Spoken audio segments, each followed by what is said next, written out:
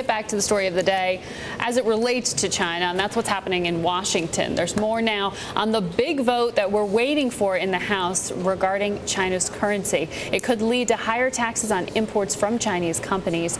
Here more now, with more now, is Clay Lowery. He was an assistant Treasury Secretary for International Affairs during the Bush administration. So, Clay, you talk to people on Wall Street who say the rhetoric here is dangerous, but as to the content of this House bill, there's more bark than there is bite. What's your read? Well, I think that we just need to put this in perspective. One is China's currency doesn't need to move and should be more market determined? I think the answer to that is yes. I think the Chinese recognize that, and the question in some respects is, what is the pace?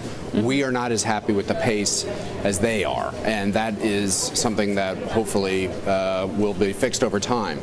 The legislation from Congress is understandable in the sense of let's do something about it because we don't like it. But in terms of, is it a productive step? I don't think it is, and it could even be counterproductive. Counterproductive, Stephen Roach of Morgan Stanley, who's very well known for his coverage of Asia, had this to say in an op-ed. He said it's not just counterproductive, it's dangerous. At worst, it could lead to a trade war or risk jeopardizing China's understandable focus on financial and economic stability. So are we risking China's stability and ultimately U.S. prosperity by poking them? Well, I think that we have to be careful. I mean, people throw around like this is going to create a trade war, or that's going to create a trade war all the time, and most of the time it's wrong. I think that there is that vulnerability, and we have to be cognizant of it.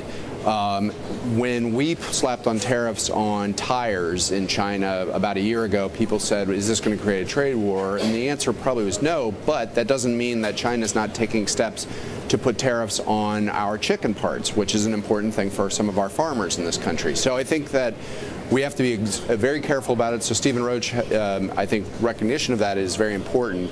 Whether this will actually create that trade war, I'm not sure I'd go that far. One, I think the Chinese are fairly sophisticated themselves, and they can basically see that this is a step, but it is only one step. It is not actual implementation. It is the House. It's not the Senate. Yeah. And also, I think the administration's trying to figure out how do you deal with this on a multilateral basis and not on these unilateral actions. Should there be an economic sort of coalition of the willing on this? Should there be more than one party at this table?